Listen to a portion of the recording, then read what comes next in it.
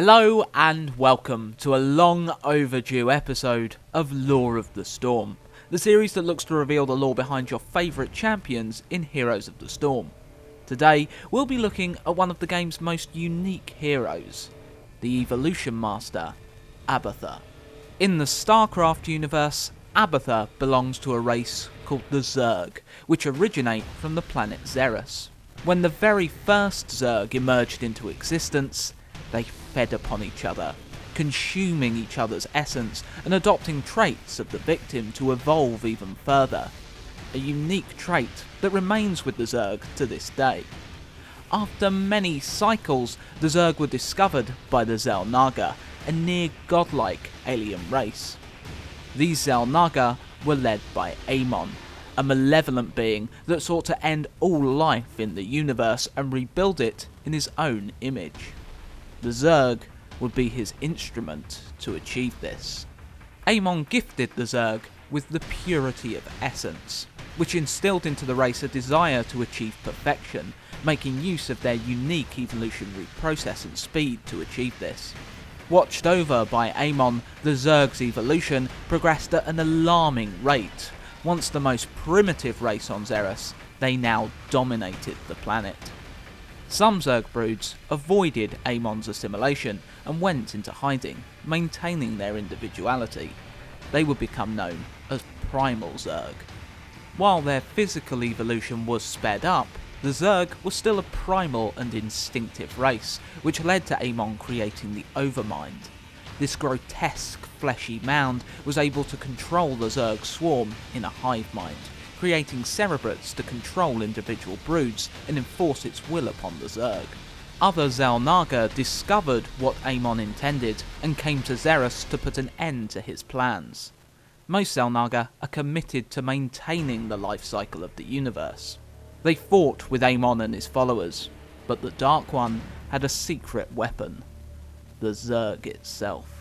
The swarm attacked the Xel'naga mercilessly, with seemingly unending numbers, slaying many of the Xel'naga that sought to stop Amon, though they did manage to destroy the Dark One's physical form. The swarm were able to consume the essence of these beings, giving the Overmind key information. The Overmind learnt of the existence and location of the Protoss, a race with advanced psionic abilities, Starcraft's magic.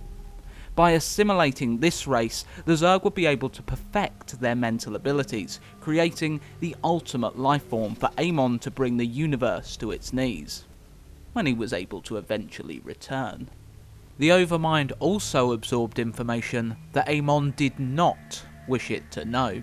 It became aware that it was compelled to its destructive objectives by outside forces of the Dark Xel'naga. The Overmind could not resist what Amon compelled it to do, but it set up plans and could occasionally take action to subvert Amon's ultimate goal. Abathur was created by the Overmind as an amalgamation of different Zerg types. What would have made up an entire brood of Zerg could be found in one creature. Abathur was referred to as the Brood of One, a one-of-a-kind Zerg. Abathur's sole purpose was to guide the evolution of the swarm into the perfect lifeform the Overmind willed. Abathur is extremely intelligent and takes great pride in his work. He has no gender, though its voice does sound male. To understand the genetic code of a creature, Abathur will devour parts of it and absorb it into his body to unravel its structure. He is so consumed by his work that he often sees other creatures only as genetic material to experiment with, not as sentient beings. Anything Abathur deems a failure is painfully restored to its base essence for further experimentation.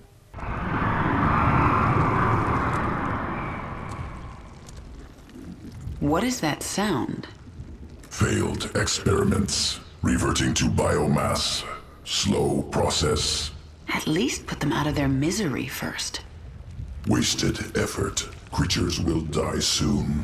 Pain irrelevant. The Evolution Master looks to achieve perfection, and though he knows this to be an impossible task, the concept of perfection constantly shifting as the universe changes, it certainly doesn't stop him from trying. The Overmind waged war on both the Protoss and the Terran races, and it was during this time that Abathur arguably created his masterpiece. Having captured the Terran Sarah Kerrigan, Abathur wrapped her body in a chrysalis and started mixing Terran and Zerg DNA to great effect.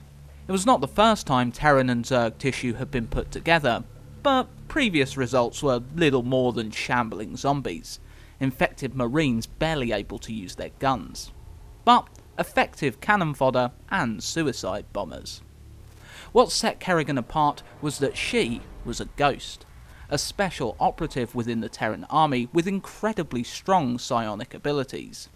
Zerg and Protoss DNA rejected one another, so this was Abathur's first great success introducing powerful psionics to the swarm.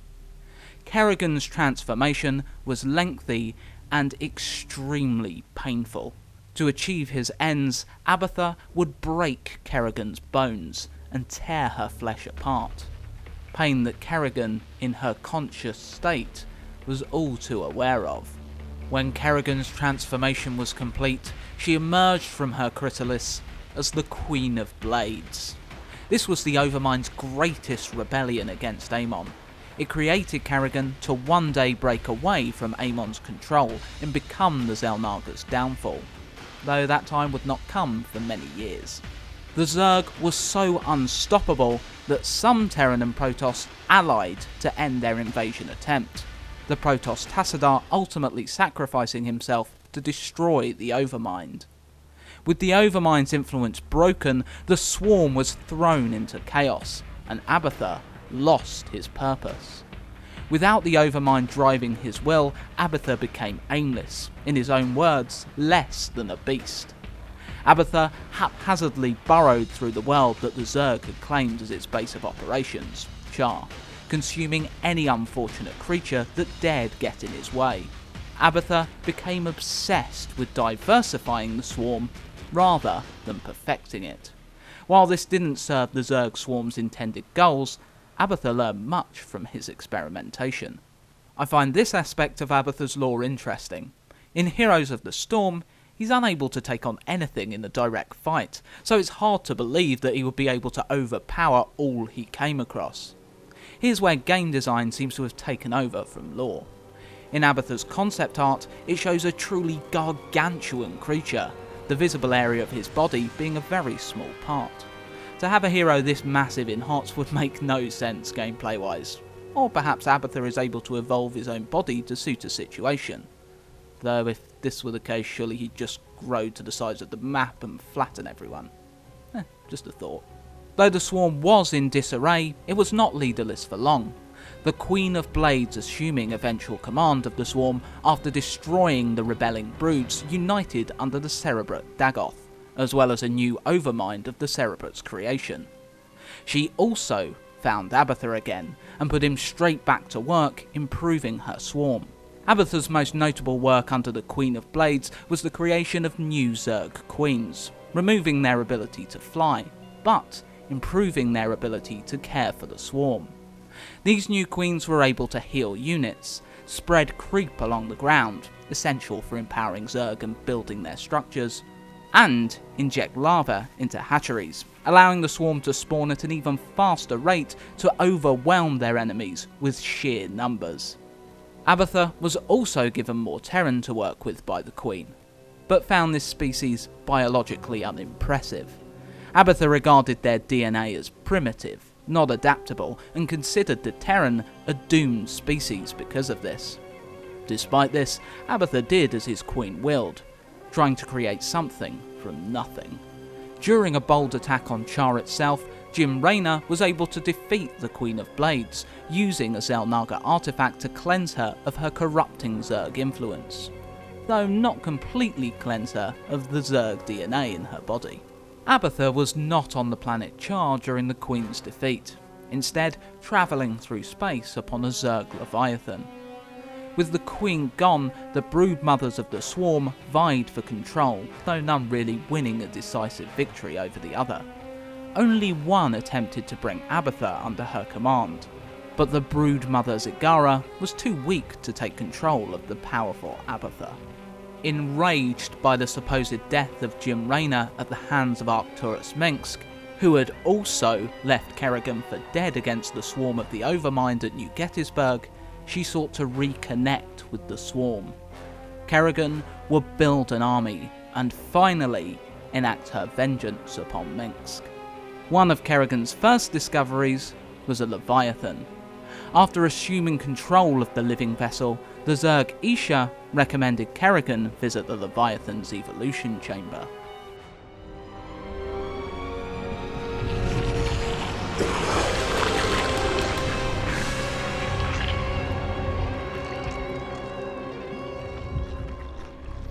What are you? Abathur, evolve swarm, spin strands and sequences. Served Overmind, then served Queen of Blades. Now serve you. I am the Queen of Blades. Different. Examining genetic strands, Queen of Blades was efficient, ancient Zerg qualities, minor Terran influence. You, infected with more Terran matter, grasper limb poorly designed, can improve. We'll give it back better. Don't touch me. Only focus is evolving the swarm. Seek perfection in all things. Work in evolution pit. Can review my work here. Abathur proved invaluable to Kerrigan as she began her mission to reunite the swarm. Her first destination was the icy moon of Kaldir. As the Queen of Blades, Kerrigan had sent the brood mother Nafash here so that the swarm may adapt to the cold, to generally strengthen her forces against harsh climates. When Kerrigan was returned mostly to humanity, Nafash took full control of her brood and sought to infest Kaldir. Kerrigan landed on the planet and found very little remained of Nafash's brood, a majority of it wiped out by a Protoss research mission. Protoss that remained stationed on the planet. Kerrigan was irritated to find that the Zergs' bodies froze up when hit by the flash freezes that spread over the moon. She chastised Abathur, telling him she thought he had made her swarm stronger. Abathur reasoned that up until this point, only flying Zerg had had a need to resist such extreme colds, as they flew through space. Abathur did not remain complacent. When Kerrigan was able to slaughter several Ursadon native to Kaldir, Abathur was able to use their biomass to make the swarm immune to the flash freezes. This gave Kerrigan a significant edge over the Protoss, able to wait for a flash freeze and then level their base while they remained frozen. From the ruins of the Protoss research facilities, Abathur took a prisoner. He wanted to dissect the Protoss and learn what he could. While Protoss and Zerg essence were mismatched, it didn't stop the ever-ambitious Abathur from trying, though Kerrigan had a different plan for the captive. What remained of the Protoss now sought to escape the moon and warn their brethren on Shakurus of Kerrigan's return. Nafash's frozen Hydralisks, a Zerg strain adept at taking down flying opponents, still remained on the planet. Quickly and efficiently, Abathur was able to re-assimilate the essence of this Zerg unit back into Kerrigan's swarm. With the Hydralisks, not a single Protoss escape vessel left the moon. With the Protoss on the ground destroyed, only their main vessel remained, but it had not left. They were aware of the final survivor. Kerrigan had been blocking their ability to teleport her away. She allowed the Protoss to take back the survivor, but not without her harbouring a lava that grew, evolved, and destroyed the entire ship.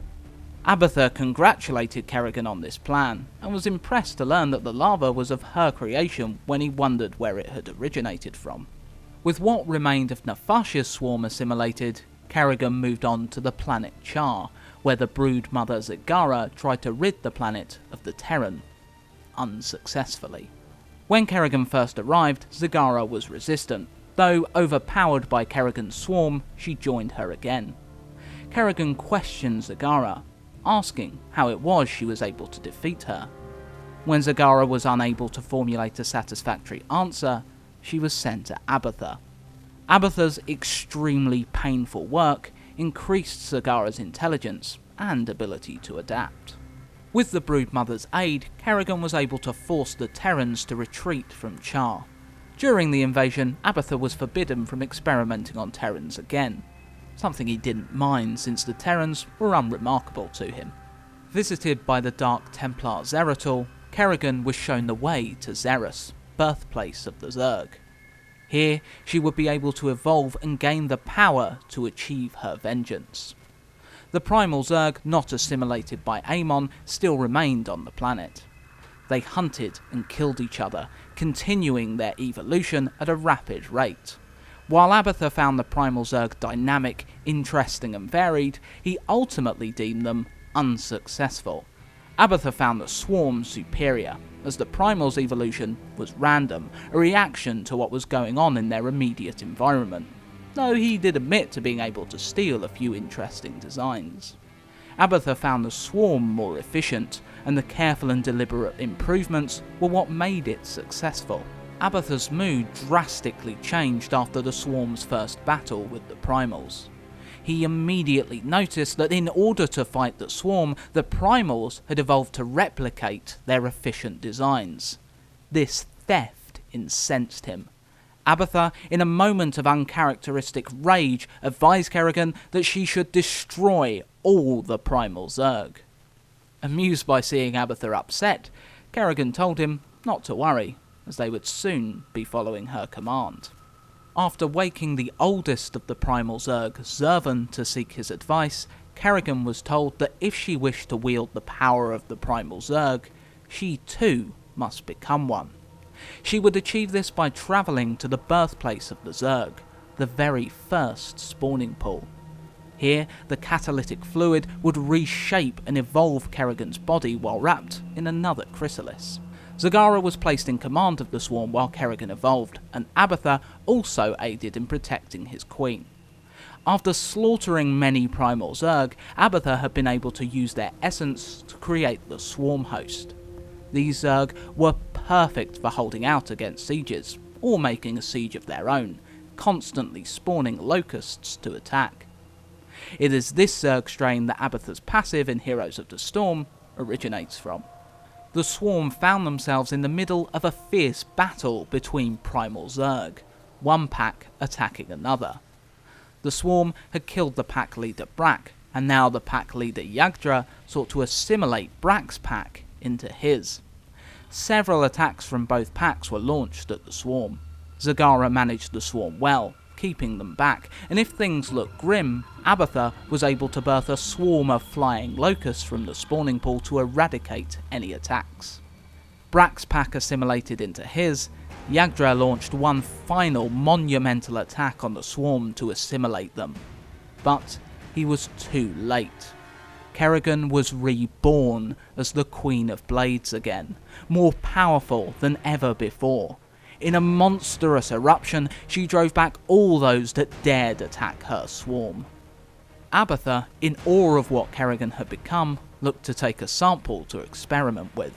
Kerrigan denied him and stated that she was now a being beyond Abathur's comprehension, which the Evolution Master had to admit.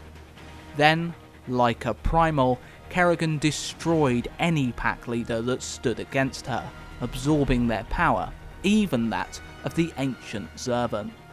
As they left with the primals now under Kerrigan's rule, Abathur advised the Zerg never come back to Xeris, as the path of evolution had to move forward, not back. Having learnt Jim Raynor was alive and captured by Minsk, Kerrigan made moves to rescue him and finally get her revenge. Kerrigan was contacted by a mysterious being that wished her to travel to the Skygear platform, a facility in which the scientist Narud had created a hybrid of the Zerg and the Protoss, extremely powerful and dangerous beings.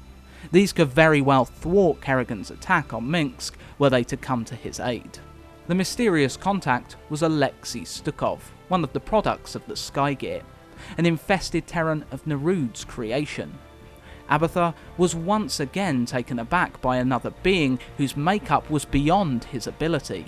As well as finding Stukov fascinating, Abathur was disturbed by his very existence. Stukov's modifications were second only to those of Kerrigan's. Only Stukov's were designed. The man's Zerg and Terran DNA were woven to a micro scale beyond that of the Swarm. Knowing the person that created Stukov was superior to him, Abathur suggested it would be unwise to stand against them, and that the Swarm should look to join with Stukov's creator. A suggestion Kerrigan immediately shut down. Kerrigan and Stukov assaulted Skygear, breaking through the initial defences and destroying the hybrid within the main research facility. As they travelled into the bowels of the station, the Swarm discovered the broken body of an Ultralisk, the ultimate expression of Swarm evolution. Despite the creature being dead, Abathur was able to revive it and assimilate its essence into Kerrigan's Swarm. The Ultralisk proved to be invaluable in the battle against Narud, not actually a Terran but a shapeshifter under Amon's command, and the Tal'Darim, fanatical Protoss that worshipped Amon. Narud was defeated, and Skygear was destroyed. Having heard of Kerrigan's deeds, most of the wayward broodmothers were now back under her control. With these huge numbers, she could finally destroy Mink's base of power, Korhol. The Queen wanted to make sure that Reyna was safe before this. Abathur was unable to decrypt the Terran computer system that would reveal Reyna's location. It was quite simply too primitive for him. It would be like if we tried to hold a conversation with a worm. Drafting in help from Terran loyal to Reyna, Kerrigan was able to discover his location and finally rescue the man that had saved her from Amon's overriding will for the Swarm. Reyna safe, Kerrigan was ready to assault Korhol itself. Throughout Kerrigan's entire campaign, Abathur had been searching different planets throughout the galaxy, trying to find creatures or events that would improve the units of the Swarm.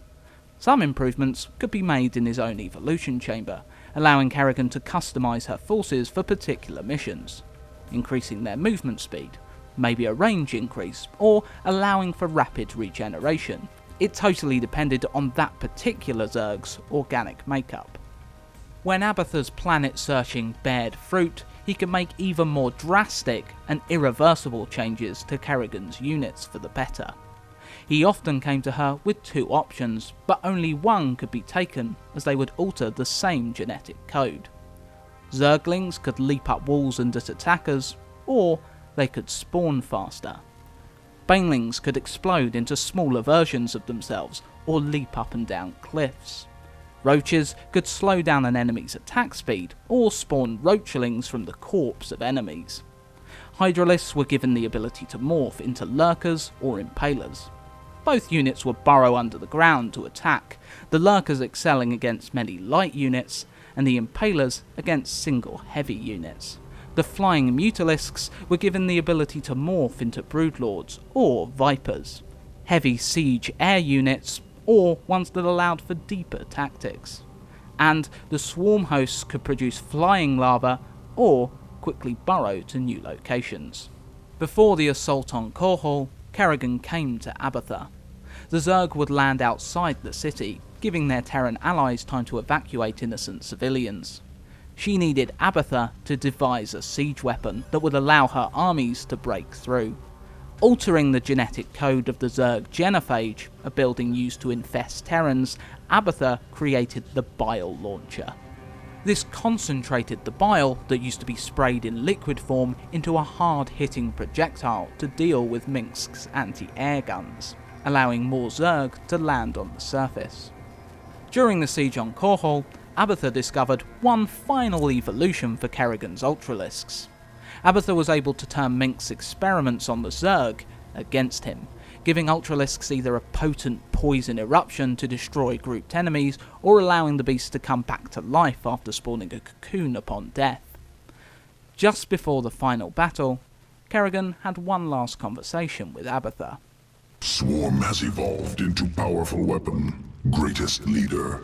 Greatest? Abathur, everything I've done to the Swarm has been for my own revenge. Queen determines purpose. When purpose changes, Swarm changes. This our function. You know, sometimes you're not so bad, Abathur. Unclear. The final battle was a great success, breaking through Minx's defences with help from Reyna. Kerrigan was finally able to get her revenge upon Minx for abandoning her to the Zerg so many years ago. She made sure to give him an agonising death. While Zagara and Stukov made final appearances in Starcraft's last expansion, Legacy of the Void, Abathur did not, though it can be assumed that he continued to aid Kerrigan during the final battles with Amon, who was eventually defeated in his home, the Void. It is unknown whether Kerrigan survived her victory over Amon, as the StarCraft 2 ending is unclear. Zagara now leads the Swarm, and it's reasonable to assume Abathur now serves her. So, there you have it, the lore behind the StarCraft specialist and evolution master, Abathur. I really hope you enjoyed this episode. If you did, why not like, subscribe, and share it around? Go on. With arguments as convincing as that, how could you not? Unless you're in the service of Amon, then hit the dislike button, but how could you sell out humanity like that? I've done my best to credit all the artists in the description below. Until next time guys, I hope to see you in the Nexus.